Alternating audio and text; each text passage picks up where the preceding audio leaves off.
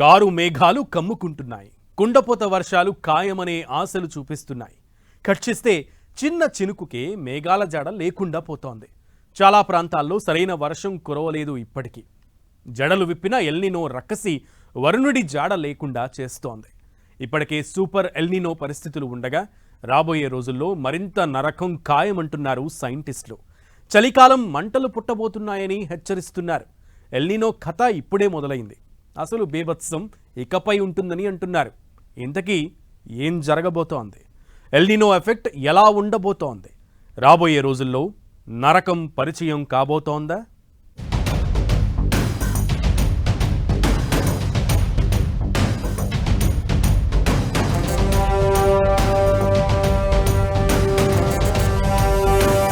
El Niño effect తో వాతావరణంలో మార్పులు. తెలుగు రాష్ట్రాలను వెక్కిరిస్తున్న వరుణుడు. ఇప్పటికే దేశంలో సూపర్ ఎల్నినో ప్రభావం.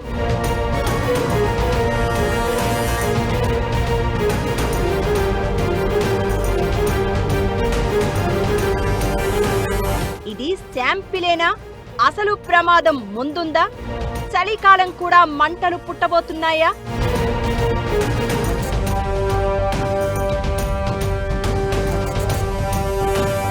నవంబర్లో రికార్డు ఉష్ణోగ్రతలు ఖాయమా? వచ్చే వేసవిలో నిప్పులు కురవబోతున్నాయా? నవంబర్లో ఎల్నినో పీక్స్ కు చేరబోతోందా?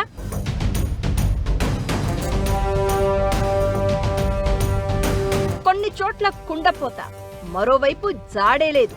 దేశవ్యాప్తంగా సూపర్ ఎల్నినో పరిస్థితులు ఇప్పటికే క్లియర్ గా కనిపిస్తున్నాయి. పసిఫిక్ మహాసముద్రంలో ఏర్పడిన సూపర్ ఎల్నినో పరిస్థితులు తీవ్ర ఆందోళనకు గురి చేస్తున్నాయి. ఇది అత్యంత శక్తివంతంగా మారుతోందని, నవంబర్, డిసెంబర్ నాటికి గరిష్ట స్థాయికి చేరుకుంటుందని సైంటిస్టులు అంటున్నారు. దీంతో ప్రపంచవ్యాప్తంగా ఉష్ణోగ్రతలు భారీగా పెరుగుతాయని హెచ్చరిస్తున్నారు. భూమధ్యరేఖ సమూహ పసిఫిక్ ప్రాంతంలో సముద్ర ఉపరితల ఉష్ణోగ్రతలు ఇప్పటికే సూపర్ ఎల్నినో స్థాయికి చేరుకున్నాయి. సముద్ర అంతర్భాగంలో దాగి ఉన్న భారీ ఉష్ణరాశి రాబోయే నెలల్లో ఉపరితలానికి వచ్చి ఈ పరిస్థితిని మరింత తీవ్రతరం చేసే అవకాశం ఉందని చెప్తున్నారు. భూమిపై ఉష్ణోగ్రతలు ఇప్పటికే పెరుగుతూ ఉండడంతో ఎల్నినో మరింత వేడిని పెంచి ప్రపంచవ్యాప్తంగా తీవ్రమైన వాతావరణ మార్పులకు కారణమయ్యే అవకాశం ఉందని అంటున్నారు. సముద్ర గర్భంలో ఉన్న వేడి పైకి వస్తే ఎల్నినో మరింత స్ట్రాంగ్ అవుతోంది. ప్రస్తుతం సముద్రం లోపల నిల్వ ఉన్న వేడి 1982, 83, 1997, 98, 2015, 16లో నమోదైన అత్యంత బలమైన ఎల్నినో పరిస్థితుల కంటే కూడా ఎక్కువగా ఉన్నట్లు అంచనాలు వినిపిస్తున్నాయి. వేగంగా వేడెక్కడం, తీవ్రత పెరగడం, సముద్రపు లోతుల్లో పేరుకుపోయిన వేడితో సహా పలు సూచికలలో ఈ ఎల్నినో రికార్డులను తిరగరాస్తోందని సైంటిస్టులు అంటున్నారు. మధ్య, తూర్పు పసిఫిక్ ప్రాంతాలలో సముద్ర జలాలు అసాధారణ రీతిలో వేడెక్కినప్పుడు ఎల్నినో ఏర్పడుతుంది. ఇది ప్రపంచవ్యాప్తంగా వర్షపాత స్వరూపాన్ని మార్చడంతో పాటు కరువులు, వరదలు, తీవ్రమైన వేడి గాలులు, తుఫాన్ల తీవ్రత పెరగడానికి కారణమవుతుంది. ఇప్పుడు ఏర్పడిన ఎల్నినో ఈ ఏడాది ద్వితీయార్థంలో మరింత బలపడి నవంబర్, డిసెంబర్ నాటికి పీకుకు చేరుకుంటుందని శాస్త్రవేత్తలు అంచనా వేస్తున్నారు. ఇదే నిజమైతే గతంలో నమోదైన రికార్డు స్థాయి ఎల్నినోల కంటే ఇది మరింత తీవ్రమైందిగా నిలవనుంది. మానవ చర్యలతో చోటు చేసుకున్న గ్లోబల్ వార్మింగ్ కు ఈ శక్తివంతమైన ఎల్నినో తోడైతే 2027 ప్రారంభంలో ప్రపంచ సగటు ఉష్ణోగ్రతలు పారిశ్రామికీకరణకు ముందున్న స్థాయిల కంటే ఏకంగా 2 డిగ్రీల సెల్సియస్ అధికంగా నమోదయ్యే అవకాశం ఉంది. ఇలాంటి ఉష్ణోగ్రతలు నమోదైతే లక్షల సంవత్సరాలలో ఎన్నడూ లేని అత్యంత తీవ్రమైన వాతావరణ పరిస్థితులను భూగోళం ఎదుర్కోవాల్సి వస్తుందని పరిశోధకులు ఆందోళన వ్యక్తం చేస్తున్నారు.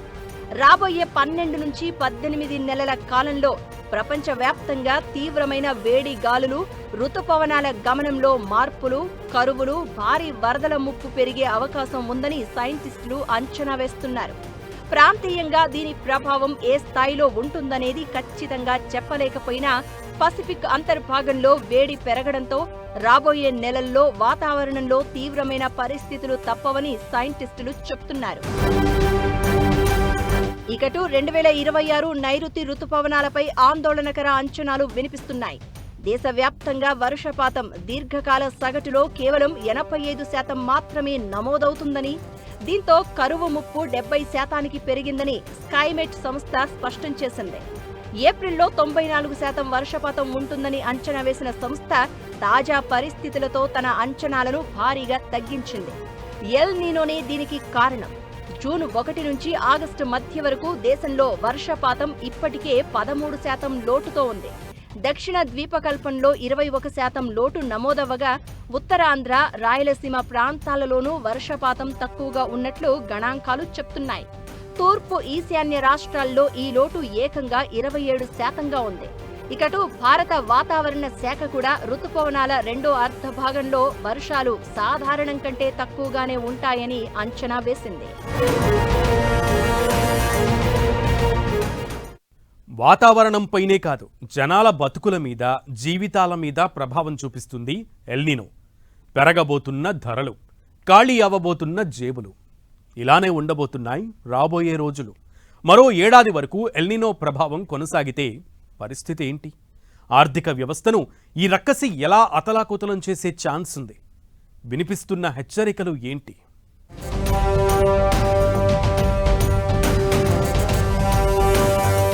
ఎల్ నీనో ప్రభావంతో రాబోయే రోజుల్లో దేశంలో చాలా సమస్యలు తలెత్తే అవకాశం ఉందని వాతావరణ, ఆర్థిక నిపుణులు హెచ్చరిస్తున్నారు. ఇప్పటికే వర్షపాతం సాధారణం కంటే తక్కువ నమోదైంది. భారతీయ వ్యవసాయ రంగం సగానికి పైగా వర్షాధారమే. ఎల్ నీనో కారణంగా పంటలు ఎండిపోవడంతో పెట్టుబడులు రాక రైతులు ఇబ్బందులు పడే ఛాన్స్ ఉంటుంది.